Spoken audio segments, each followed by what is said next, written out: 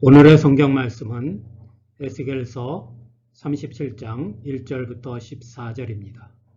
에스겔서 37장 1절부터 14절까지 봉독하겠습니다. 주님께서 권능으로 나를 사로잡으셨다. 주님의 영이 나를 데리고 나가서 골짜기 한가운데 나를 내려놓으셨다. 그런데 그곳에는 뼈들이 가득히 있었다. 그가 나를 데리고 그 뼈들이 널려있는 사방으로 다니게 하셨다. 그 골짜기의 바닥에 뼈가 대단히 많았다. 보니 그것들은 아주 말라 있었다. 그가 내게 물으셨다. 사람아, 이 뼈들이 살아날 수 있겠느냐? 내가 대답하였다. 주 하나님, 주님께서는 아십니다. 그가 내게 말씀하셨다. 너는 이 뼈들에게 대언하여라. 너는 그것들에게 전하여라. 너희 마른 뼈들아, 너희는 나 주의 말을 들어라. 나 주 하나님이 이 뼈들에게 말한다. 내가 너희 속에 생기를 불어넣어 너희가 다시 살아나게 하겠다. 내가 너희에게 힘줄이 뻗치게 하고 또 너희에게 살을 입히고 또 너희를 살갗으로 덮고 너희 속에 생기를 불어넣어 너희가 다시 살아나게 하겠다. 그때야 비로소 너희는 내가 주인 줄 알게 될 것이다. 그래서 나는 명을 받은 대로 대언하였다. 내가 대언을 할 때에 무슨 소리가 났다. 보니 그것들은 뼈들이 서로 이어지는 요란한 소리였다. 내가 바라보고 있으니 그 뼈들 위에 힘줄이 뻗치고 살이 오르고 살 위로 살갗이 덮였다. 그러나 그들 속에 생기가 없었다. 그때 그가 내게 말씀하셨다. 사람아, 너는 생기에게 대언하여라. 생기에게 대언하여 이렇게 일러라. 나 주 하나님이 너에게 말한다. 너 생기야, 사방에서부터 불어와서 이 살해당한 사람들에게 불어서 그들이 살아나게 하여라. 그래서 내가 명을 받은 대로 대언하였더니 생기가 그들 속에 들어갔고 그래서 그들이 곧 살아나 제 발로 일어나서 서는데 엄청나게 큰 군대였다. 그때 그가 내게 말씀하셨다. 사람아, 이 뼈들이 바로 이스라엘 온 족속이다. 그들이 말하기를 우리의 뼈가 말랐고 우리의 희망도 사라졌으니 우리는 망했다 한다.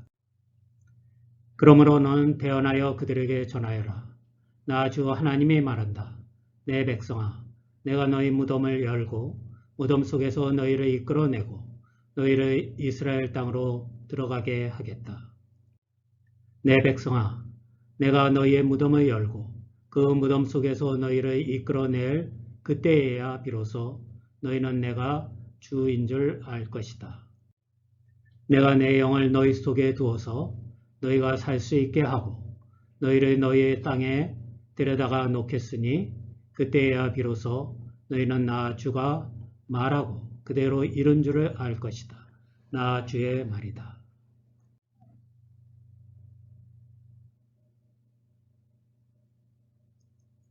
새로 읽게 된 성경이 에스겔서 후반부입니다.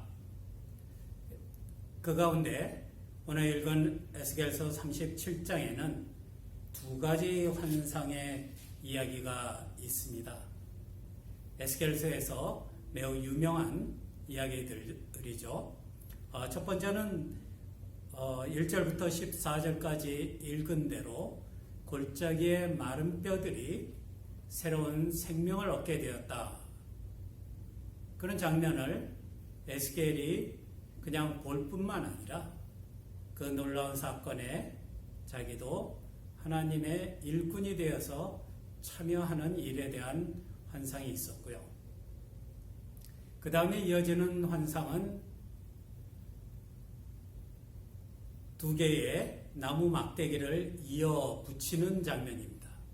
그것은 다시 말하면은 이스라엘이 남왕국 유다와 북왕국 이스라엘로 나뉘어서 오랫동안 서로 반목하고 그러다가 각각 따로 멸망의 길을 가게 되었는데 하나님께서 회복하시는 새로운 하나님의 백성의 나라는 이렇게 나누어진 것이 아니라 하나로 합쳐져서 평화롭게 하나님을 왕으로 삼은 그런 평화의 나라를 이루게 될 것이다 하는 비전을 담고 있다고 할 수가 있습니다. 오늘은 그 첫 번째 본 비전 환상에 대한 이야기를 중심으로 말씀을 나누도록 하겠습니다. 이 첫 번째 환상은 대개 보면은 세 가지 장면을 혹은 세 가지 요소를 생각할 수가 있습니다.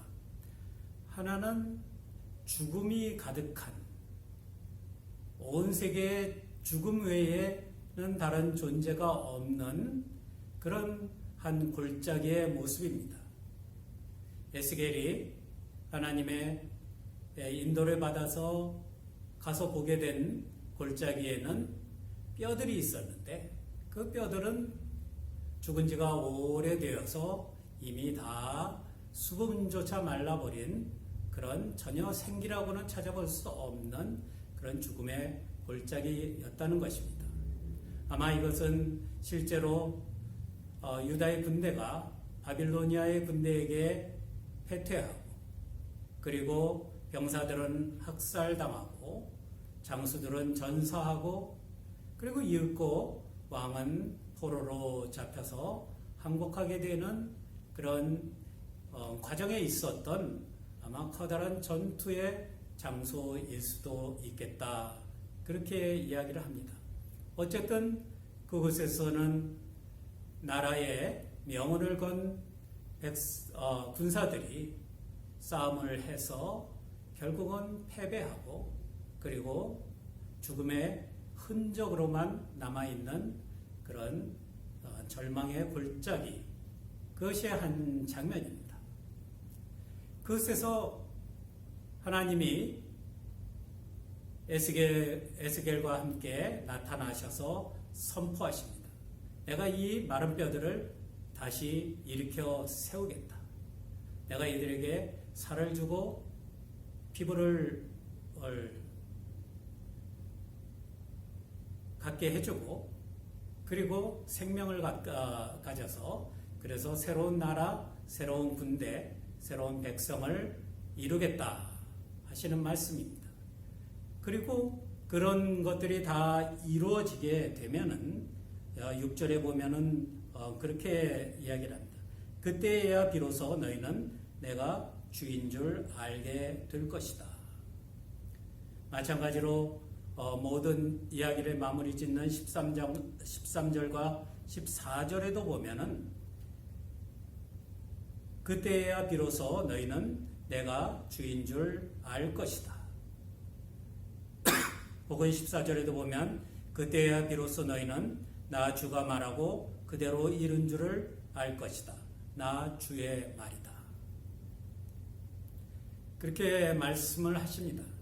하나님께서 마른 뼈와 같이 버려진 그리고 아무런 희망도 없고 생명의 기운도 찾을 수 없는 그곳에서 하나님의 백성들을 다시 일으키실 뿐만 아니라 그들을 하나님의 백성으로 삼고 그들의 하나님이 되어서 그전과 같이 형식적으로 성전은 있으되 하나님께 예배드리는 일들보다 우상을 섬기는 일에 더 몰두하고 하나님의 율법을 지켜서 하나님의 언약 가운데 살아가는 일보다 오히려 자기의 유익과 자기의 삿된 욕심들을 채우기 위해서 폭력을 사용하고 힘을 남용하고 약한 자를 억압하는 그런 삶을 살아가서 하나님의 진노를 받게 되는 그런 백성이 아니라 진실로 하나님이 우리의 하나님이십니다. 우리는 하나님의 백성이 되겠습니다. 진실로 고백하고 그리고 하나님만이 우리의 주님이십니다 하는 것을 진정으로 아는 그런 백성들을 일으키겠다 하고 선포하시는 것입니다. 이 환상에서 에스겔의 역할도 있습니다. 원래 예언자의 역할은 오늘 성경에서도 종종 언급되는 것처럼 대언하는 것입니다. 하나님의 말씀을 대신해서 백성들에게 전달하는 것이죠. 그 뜻이 왜곡되지 않게 빠짐이 없이 하나님 앞에 전달하는 것이 예언자들의 역할이고 직무였습니다. 그런데 이 성경에서 에스겔은 하나님의 명령을 대언하는 방식에 있어서 조금 더 구체적인 역할을 하는 것을 보게 됩니다. 그것은 다시 말하면은 그 뼈들이 일어나서 모양을 갖추고 살이 생기고 근육이 붙고 피부가 생겨나는 그 과정을 시작하는 명령도 에스겔에 의해서 던져지고, 그리고 그렇게 60만을 가진 존재가 아니라 하나님의 생기가 하나님의 혹은 하나님의 영이라고도 할 수가 있습니다. 이 생기라고 번역된 부분은 하나님의 영이라고도 번역되는 그 루아흐라고 하는 히브리어의 번역인데, 바람이라는 뜻이 원뜻이고, 그래서 어떤 기운 혹은 우리가 요즘 말하는 영이라고 하는 말로 그렇게 번역되는 말입니다. 그 생기에 대해서 명령을 해서 이 몸을 가진 백성들에게 들어가서 그들을 일으켜 세우라 하는 명령어도 에스겔이 하나님을 대신해서 말하고 있는 것을 성경에서 보게 됩니다. 그래서 에스겔이 대언하는 역할도 조금 더 구체적이고 조금 더 행동적인 것을 볼 수가 있습니다. 이 사건은 말씀드린 바와 같이 절망의 골짜기에서 있었던 일입니다. 이 절망은 단순히 과거 전쟁의 패배에 대한 기억만이 아닙니다.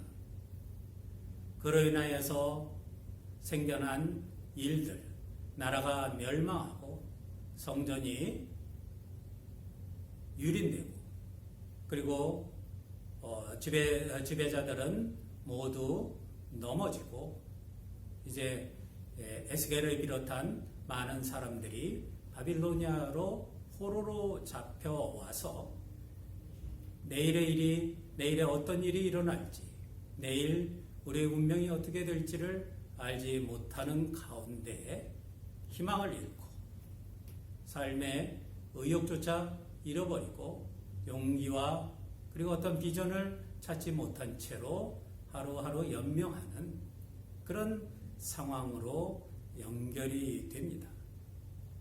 그래서 골짜기를 가득 메운 이 마른 뼈들은 오래전 전쟁에서 죽은 병사들의 흔적만이 아닙니다.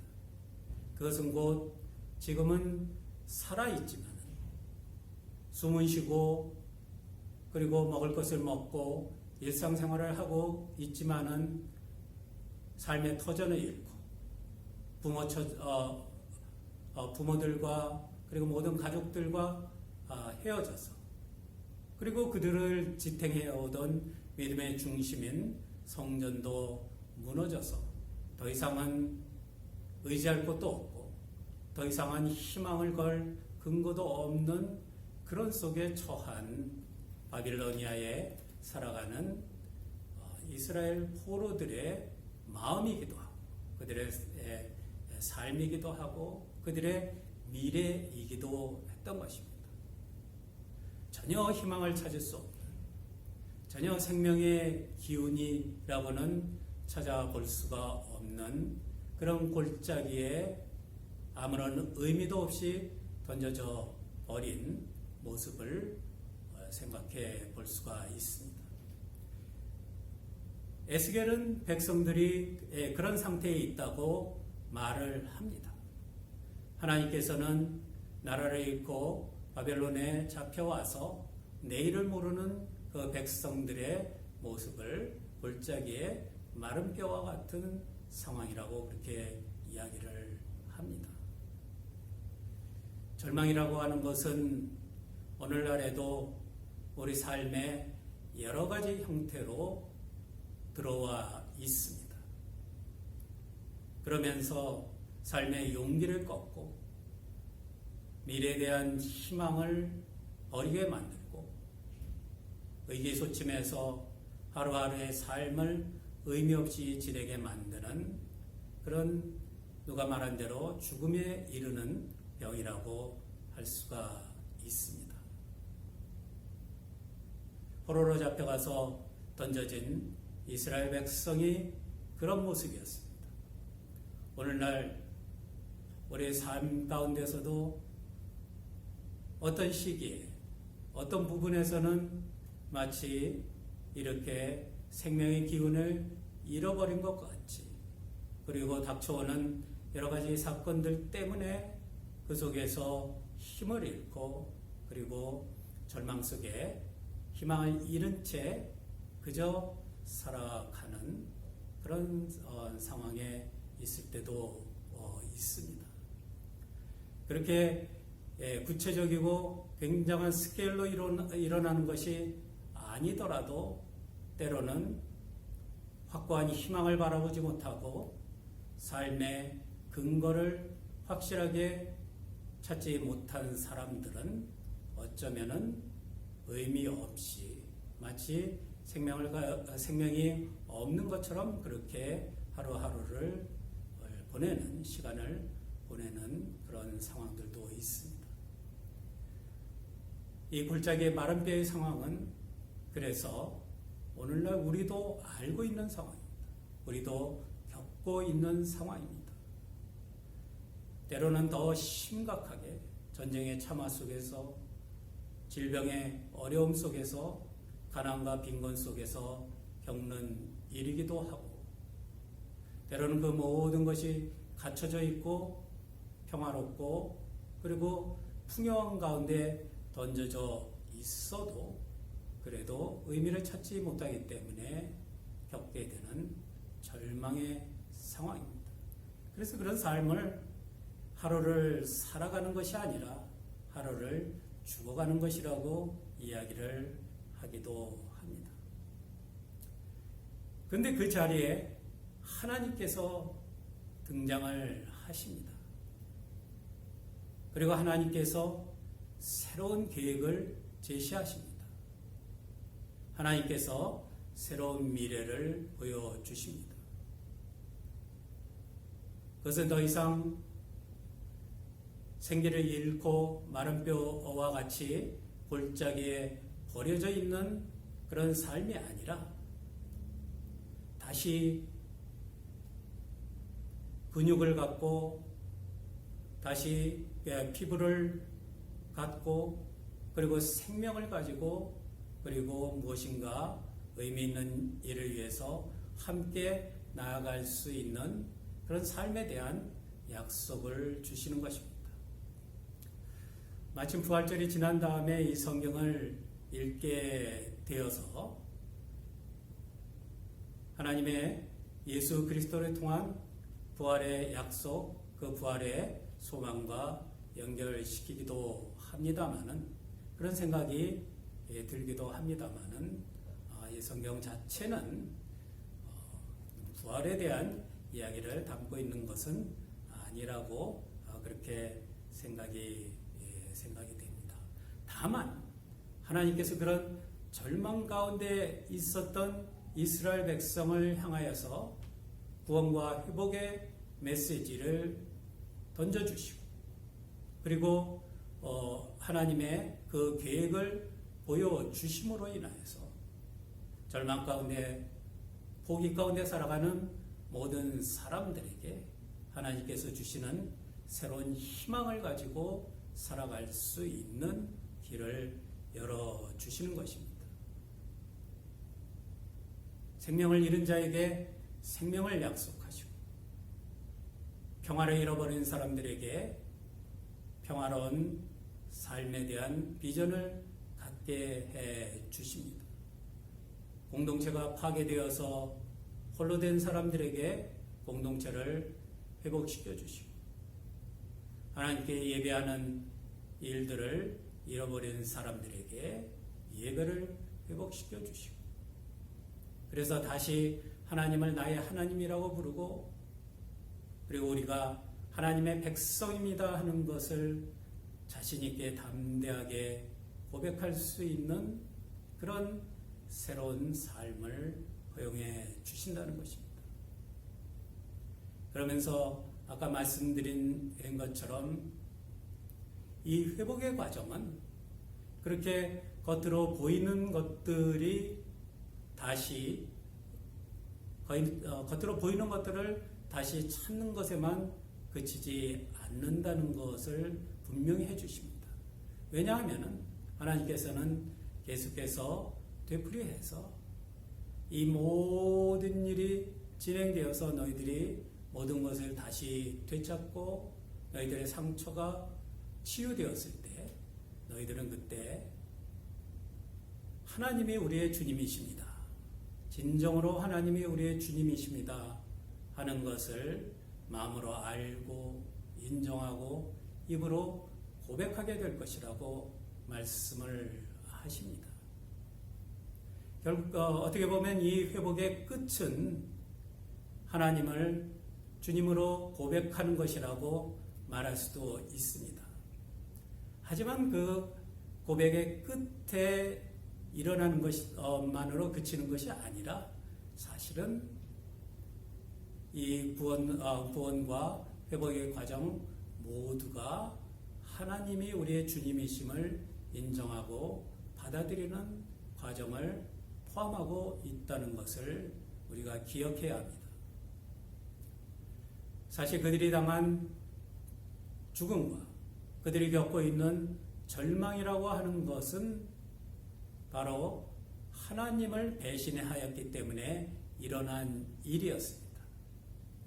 하나님을 섬기는 것보다 우상을 섬기는 일에 더 흥미를 갖고 하나님의 율법을 지키면서 언약의 요구에 따라 살아가는 것보다는 자기의 욕심을 따라서 다른 사람을 억누르고 하나님의 계명을 거짓으로 지키면서 살아가는 삶을 부끄러워하지 않았던 그런 사람들 때문에, 그런 나라가 되었기 때문에, 그런 백성들이 그렇게 오염되었기 때문에 결국은 이 죽음과 절망의 단계로 떨어지게 된 것인데, 그것을 회복하는 일에는 반드시 하나님을 아는 일, 하나님을 고백하는 일이, 하나님이 우리의 주님이심을 고백하는 일이 반드시 있어야 되는 것입니다.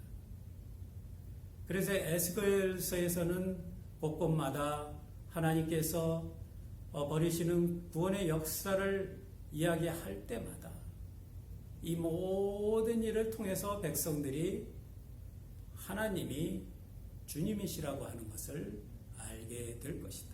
그때는 그것이 너무 명확해지고 모든 사람들이 진심으로 고백하는 날이 올 것이라고 그렇게 이야기를 합니다. 우리는 사실 치유받기를 원합니다. 회복되기를 원합니다. 혹은 풍성하고 그리고 평화로운 삶을 살기를 원합니다. 하나님의 축복을 통해서, 그리고 하나님의 은혜가 그런 것들을 가능하게 해 줄 것이라고 믿습니다. 그래서 병이 낫기를 원하기도 하고, 그리고 우리의 부족함이 채워지기를 원하기도 하고, 우리의 두려움이 사라지기를 원하고, 우리의 절망이 희망으로 변하는 것을 원합니다.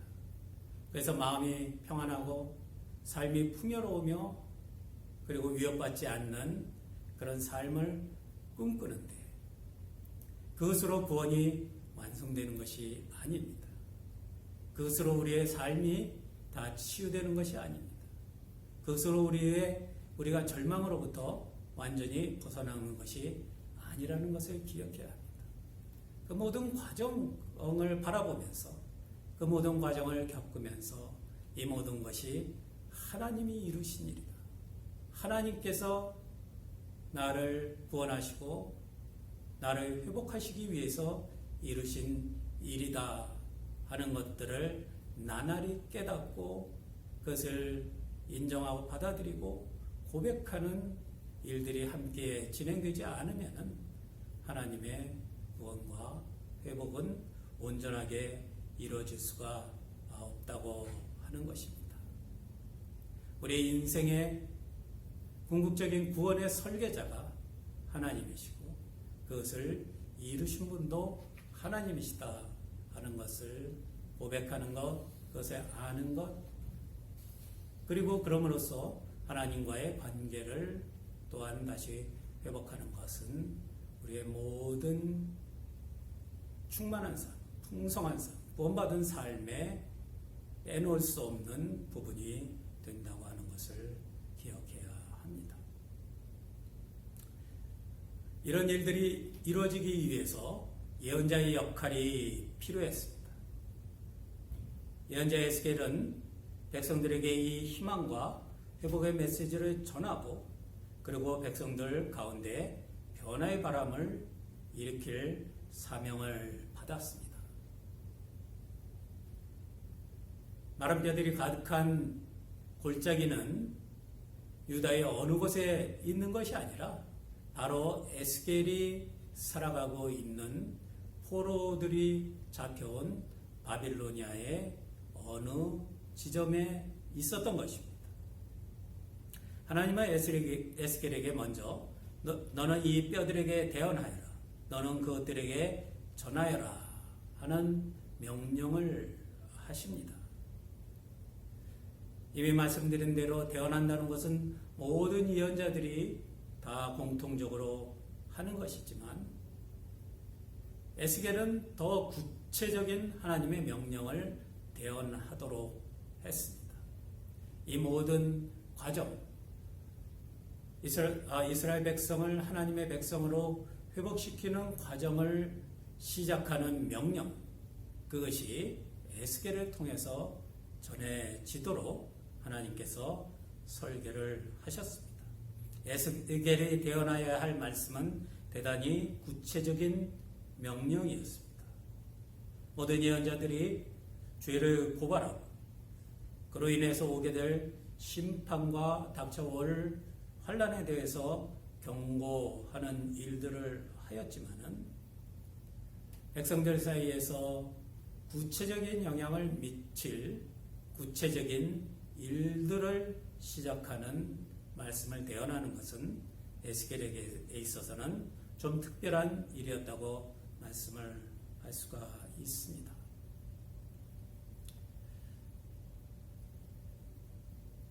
그래서 첫째 명령을 대언하자 마른 뼈들에게 살이 붙고 근육이 생기고 피부가 생겨서 그래서 사람의 모양을 이루었다고 합니다.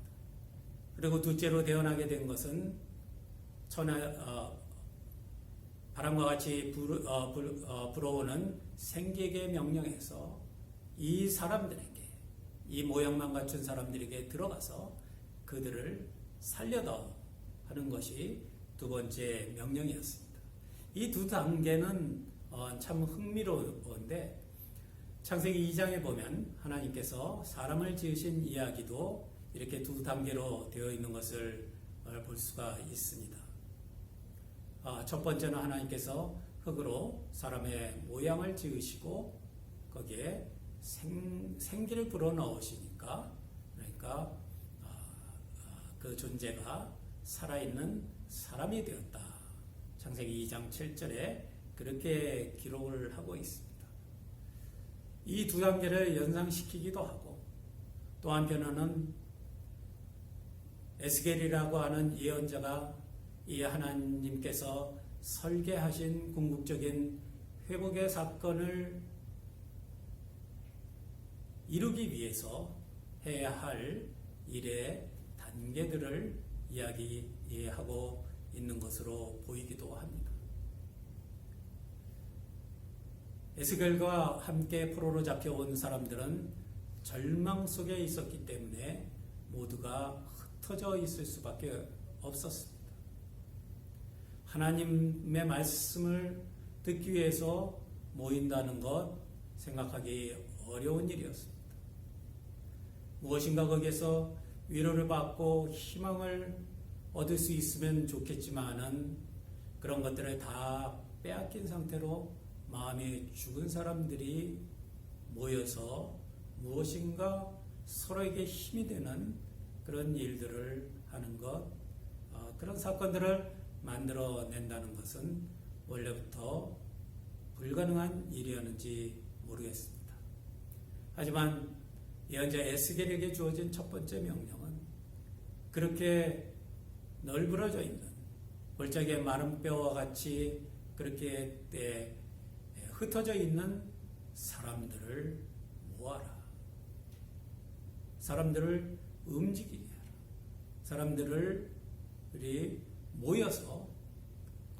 모여서 말씀을 들을 수 있도록 하라고 하는, 사람들을 모으는 일이, 그들을 움직이는 일이, 그들을 하나님의 말씀을 듣는 자리에 오게 하는 일이 에스겔에게 주어진 첫 번째 과제였습니다.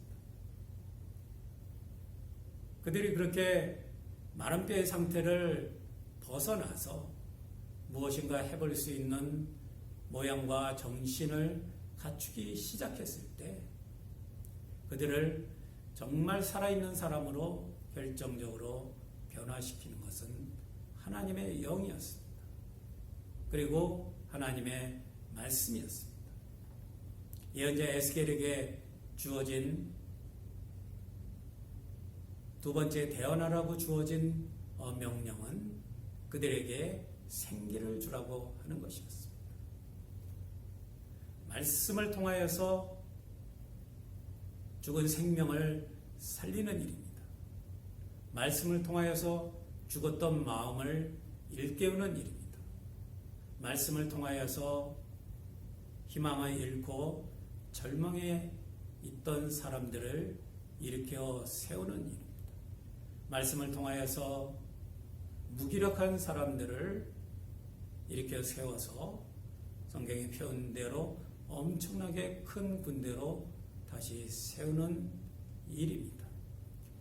그래서 하나님의 성령의 도우심으로 가능한 일입니다. 사람들의 생각이나 사람들이 만들어낸 미래나 사람들이 계획해낸 어떤 계획을 가지고 생명을 다시 살릴 수가 없었습니다. 절망으로부터 이끌어낼 수가 없었습니다. 그 모든 것은 예언자를 통하여서 대언되는 하나님의 말씀과 하나님께서 보내신 생명의 기운, 성령의 역사를 통해서 가능하게 되는 것입니다. 어떤 절망의 자리든지 어떤 어려움에 처한 이들에게든지 하나님께서는 그들에게 하나님의 구원과 회복의 길이 있음을 알려주십니다. 그리고 보여주십니다. 그리고 그것을 통하여서 하나님과의 관계를 새롭게 하시겠다고 하시는 그런 계획들을 백성들에게 보여주시는데 그것들을 전해야 할 사명, 그리고 그것들을 또 실천해 나가야 할 사명이 예언자에게 주어졌던 것입니다. 에스겔서 37장에서 하나님은 절망의 현장에서 희망을 되찾고 생명과 하나님과의 관계를 회복하는 과정을 시작하시겠다고 선언하셨습니다. 이 프로젝트는 생명의 기운과 희망을 되찾아 줄 뿐 아니라 그 과정에서 잊었던 하나님을 다시 알고 우리가 다시 하나님의 백성이 되고 하나님이 우리의 하나님이 될 것이라는 말씀처럼 하나님과의 관계가 회복됨으로써 완성될 것입니다. 예언자는 이 과정을 실행해 나가는 사명을 받았습니다. 교회도 예언자의 사명을 나눠 가지고 있습니다. 교회도 죽음의 현장에서, 절망의 현장에서 일어나라, 마른 뼈들을 향하여서 하나님의 명령을 대언하는 책임을 가지고 있습니다.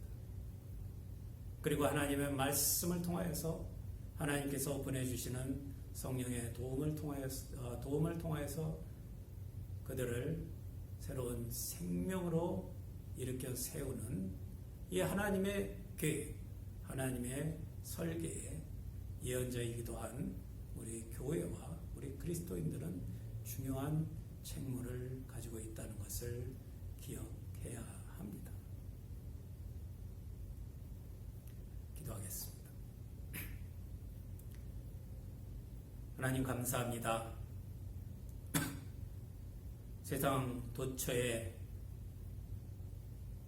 아픔과 죽음의 기운이 가득하고 그 가운데 상처 있고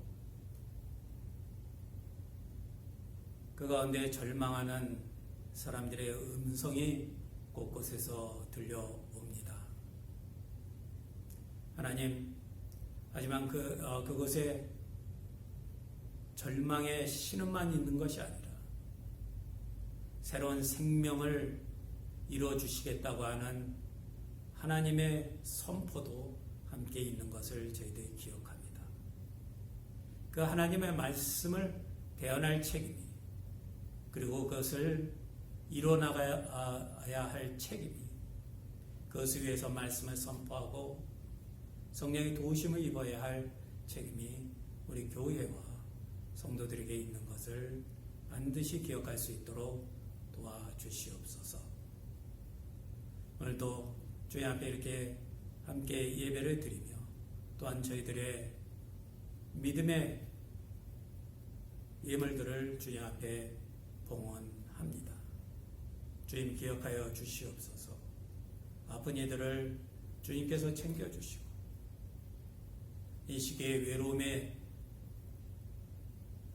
외로움 가운데 있는 이들을 주님께서 찾아주시고 어려움 가운데 있는 이들에게 주님께서 길을 제시해 주시고 기도에 응답하여 주시옵소서. 주님께서 모든 성도들 이 한 주간 그 삶 가운데 늘 함께하여 주시옵기를 간절히 기도하오며 예수 그리스도의 이름으로